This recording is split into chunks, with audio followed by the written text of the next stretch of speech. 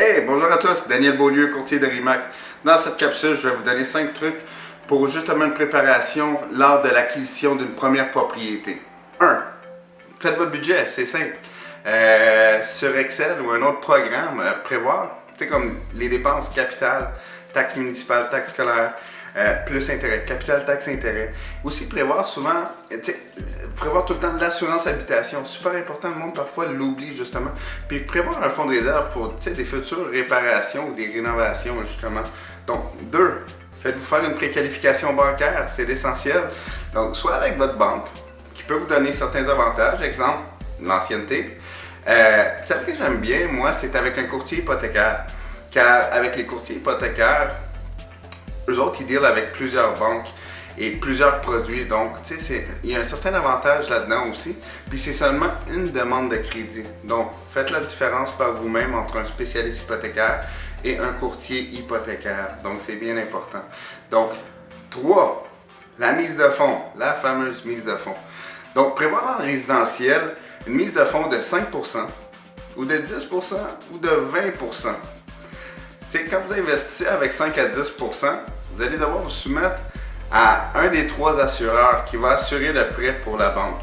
Donc, exemple, tout le monde la connaît, cette compagnie, mais SCHL. Donc, pour plus de détails sur les mises de fonds, communiquez avec nous, avec moi, là, ou un de mes membres de mon équipe qui pourra vous expliquer les différences et bien vous conseiller justement.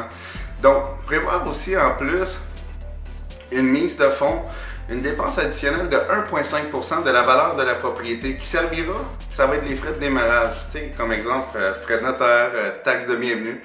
Donc 4, n'achetez pas au maximum de votre capacité d'emprunt hypothécaire. Super important. Pas parce que vous êtes comme éligible à une hypothèque de 500 000 que vous devez nécessairement investir à ce prix. Il ne faut pas faire ça justement. Donc, analysez votre budget, votre capacité de paiement justement.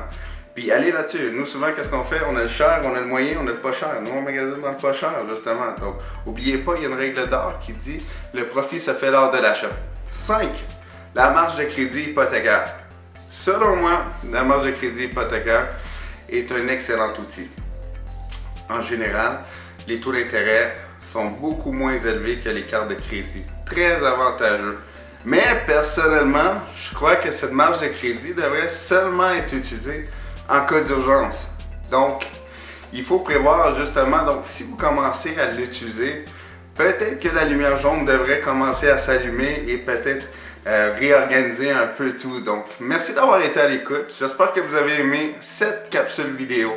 Donc, abonnez-vous à ma chaîne YouTube si vous voulez d'autres conseils, d'autres petits trucs. Donc, ça me fera plaisir. Donc, votre Beaulieu à votre service.